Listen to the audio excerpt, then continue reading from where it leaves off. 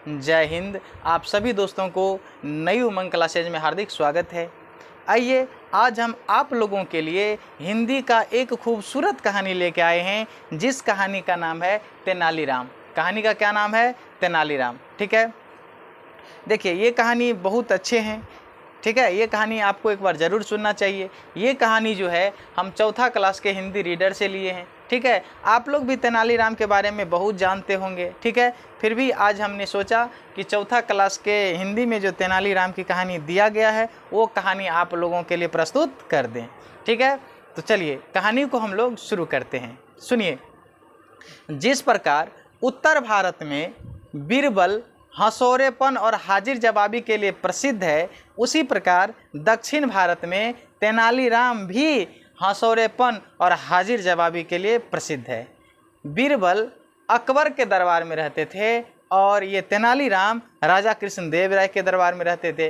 ये दोनों बड़े हंसौरेपन के लिए जाने जाते हैं, बड़े लोगों को हंसाते रहते थे। ठीक है, देखिए तेनालीराम जो थे एक बहुत बड़े कवि भी थे। ठीक है, इनके दिमाग का तो कोई जोड़ा ही नहीं था। इनके दिमाग भी बहुत तेज चलते थे। किनके? तेनालीराम के। ठीक है, देखिए तेनालीराम का जो असली नाम था वो क्या था? तेनालीराम लिंगम था। तेनालीराम का असली नाम तेनालीराम लिंगम था। ठीक है, तेनालीराम का असली नाम क्या था? तेनालीराम लिंगम था। ठीक है, उनका जो जन्म हुआ था तेनाली नामक गांव में हुआ था। तेनालीराम का जन्म कहाँ हुआ था? तेनाली नामक गांव में हुआ था। ठीक है, तेनालीराम जो है राजा कृष्णदेव राय के दरबार में रहते थे। तेनालीराम कहाँ रहते थे? राजा कृष्णदेव राय के दरबार में रहते थे। ठीक है, इसके बाद समझिए। एक दिन सम्राट कृष्णदेव राय के प्रमुख कवि अलसानी पदेन एक मंदिर आए। बहुत बड़े विद्वान थे वो भी। ठीक है, बहुत बड़े विद्वान थे। उनका नाम सुन करके तेनालीराम भी उस मंदिर पहुँचे। ठीक है, और तेनालीराम ने अपने भावों से, अपने विचारों से उसे भी प्रभावित कर दिया। किसे?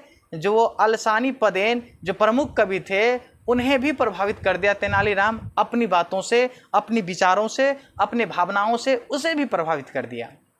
ठीक है, तब वो जाते समय में अलसानी पदेन जब जाने लगे तो उन्होंने तेनालीराम से कहा कि मैं तुम्हें राजा के दरबार में बुलवाकर मैं तुम्हारा सत्कार करूंगा। ठीक है, राजा के दरबार में मैं तुम्हें बुलाकर मैं तुम्हारा क्या करूंगा? सत्कार करूंगा।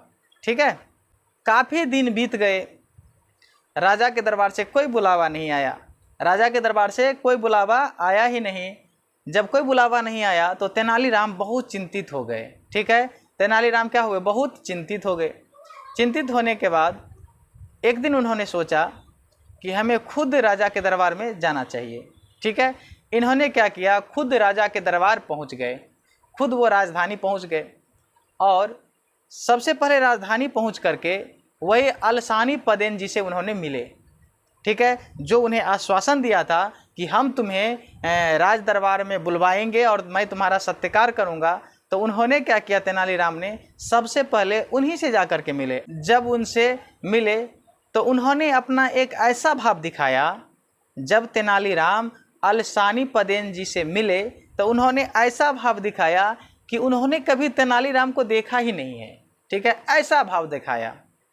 तेनालीराम घबराए नहीं और वो क्या किए? सीधे राज दरबार पहुँच गए। ठीक है, राज दरबार पहुँचे और उन्होंने राजा कृष्णदेव राय को अपने हंसौरेपन और हाजिर जवाबी से इतने प्रभावित किए कि राजा भी खुश होकर के इन्हें भी अपने दरबार में रख लिया। किन्हें? तेनालीराम को। ठीक है, इस तेनालीराम से इतने प्रभावित हो गए राजा कृष्णदेव राय कि उन्हें भी अपने दरबार में रख लिए और उस दिन से तेनालीराम भी उनके दरबार में रहने लगे। ठीक है, इसके बाद समझिए। एक दिन राजा कृष्णदेव राय के दरबार में एक मूर्तिकार आया और उन्होंने कहा कि राजा साहब, आपके राज दरबार में कोई ऐसा बुद्धिमान व्यक्ति नहीं है जो मेरे चतुराई को पकड़ सके। तो राजा ने कहा, अच्छा तुम्हारे चतुराई को नहीं पकड़ सकता है? मेरे दरबार में ऐसे बड़े बड़े विद्वान हैं जो तुम्हारी चतुराई को यूं पकड़ लेगा। तुम्हारा चतुराई मुझे स्वीकार है। ठीक है, तो मूर्तिकार ने कहा कि मैं 11 मूर्ति बनाऊंगा। ठीक है, मैं 11 मूर्ति बनाऊंगा। अगर उन मूर्तियों के बीच से अगर कोई मुझे पहचान ले तो मैं आजीवन आपका दास बन जाऊंगा। ठीक है, मूर्तिकार ने क्या कहा कि मैं 11 मूर्ति बनाऊंगा, उस मूर्ति के बीच में मैं खुद जाऊंगा। अगर आपके दरबार का कोई भी बुद्धिमान व्यक्ति अगर उन मूर्ति के बीच में मुझे पहचान ले तो मैं आपका आजीवन दास बन जाऊंगा। किसने कहा? मूर्तिकार ने कहा। तो राजा ने कहा ठीक है।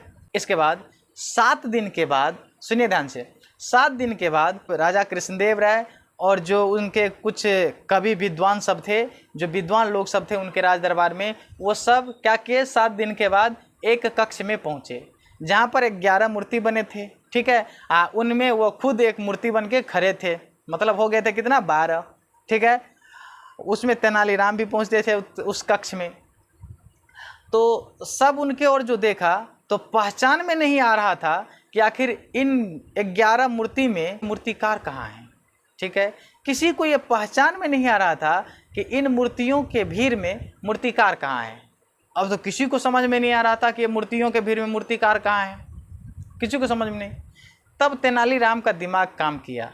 उन्होंने क्या किया, तो एक एक मूर्ति का दोष निकालना शुरू कर दिया। ठीक है, एक एक मूर्ति में उन्होंने क्या किया, दोष निकालना शुरू कर दिया। उन्होंने कहा राजा साहब, ये लगता है कोई लव सीखे व्यक्ति, जो नया व्यक्ति है, मूर्ति बनाने वाले कोई नए व्यक्ति हैं, लव सीखे व्यक्ति जिन्होंने ये मूर्ति को बनाया है। देखिए किसी का नाक बड़ा है, किसी का कान बड़ा है। ठीक है, उन्होंने क्या किया, मूर्ति को दोष बताना शुरू कर दिए। जब ये दोष बताना शुरू कर दिए तो ओरिजिनल मूर्तिकार थे, उनका गुस्सा से आंख लाल हो रहा था। ठीक है, बस तेनालीराम को तो इसी बात का इंतजार था, क्योंकि भीड़ में कैसे पहचानता कि कौन मूर्तिकार है। तो उन्होंने ऐसा ही दिमाग लगाया, बस मूर्तियों का आलोचना करना शुरू कर दिया और राजा साहब से कहे कि राजा साहब, एक मूर्ति का नाक बड़ा, किसी मूर्ति का कान बड़ा है। बस ये आलोचना सुनकर जो ओरिजिनल मूर्तिकार थे उनके आंख गुस्सा से लाल हो रहे थे, परंतु बोलता क्या। जब तेनालीराम ने सारे मूर्तियों को देखा और एक मूर्ति को देखा उन्होंने आंख लाल होते हुए, तो उन्होंने सोचा कि ओह, मूर्ति का तो आंख लाल नहीं हो सकता है, इसीलिए ओरिजिनल मूर्तिकार यही है, और उन्हें पकड़ के लाया, कहा आप ही ओरिजिनल मूर्तिकार है। तो देखिए तेनालीराम ने किस तरह से वो मूर्तिकार को पकड़ लिए। ठीक है, एक बार तेनालीराम से राजा कृष्णदेव राय बहुत दुखी हुए। उन्होंने अपने मंत्रियों को, अपने सेनाओं को आदेश दिया कि तेनालीराम को ले जा करके नगर से बाहर उसे क्या करो, मतलब सर ऊपर रख दो और सर से नीचे पूरे शरीर को धरती में गाड़ दो और उनके ऊपर से हाथियों को दौड़ा दो। ठीक है, इतना दुखित हुआ था उनसे। बस उनके सभी सेना सिपाही सब आए, तेनालीराम को उठाए और ले गए, नगर से बाहर गए, एक गड्ढा खोद दिए, उसमें तेनालीराम को दबा दिए। बस इतना तक धरती के अंदर, सर सिर्फ धरती के ऊपर था, अब बाकी सारे धर क्या कि उन्होंने धरती में दबा दिया। ठीक है, और वो सब चले गए हाथी लाने। ठीक है, उसी बीच में एक मूर्ख कुबड़ा उसी रास्ते से आ रहे थे और उन्होंने उसे देखा तो बोला, मूर्ख कुबड़ा, कि अरे भाई, तुम इस तरह धरती में गिरे क्या कर रहे हो। तो तेनालीराम ने वहाँ भी दिमाग लगाया। उन्होंने कहा कि देखो भाई, मैं भी एक कुबरा था, मैं भी क्या था, एक कुबरा था, और एक वैद्य जी ने मुझे यहाँ पर इस तरह गाड़ दिया ताकि मेरा कुबर ठीक हो जाए। कुबर ठीक होने के लिए एक वैद्य जी ने मुझे यहाँ पर गाड़ दिया है और लगता है मेरा कुबर ठीक हो गया है, तुम मुझे निकाल दो। बस कुबड़ा ने क्या किया, उसे खूनना शुरू कर दिया। खूना, जब वो उससे बाहर आए तेनालीराम तो देखा उनका कोई कुबर नहीं था। कुबड़ा ने सोचा इनका कुबर तो ठीक हो गया है। बस उन्होंने क्या किया, जिस तरह तेनालीराम उस धरती में तेनालीराम को गाड़ दिया गया था, वो कुबड़ा ने भी उसी तरह उसमें घुसे और कहा कि तुम मुझे गाड़ दो, और वो तेनालीराम वहाँ पर क्या कि उन्हें मिट्टी उट्टी दे दिया। अब तेनालीराम वहाँ से निकल के भाग गए और कुबड़ा मिट्टी में क्या हो गए, दबे रहे।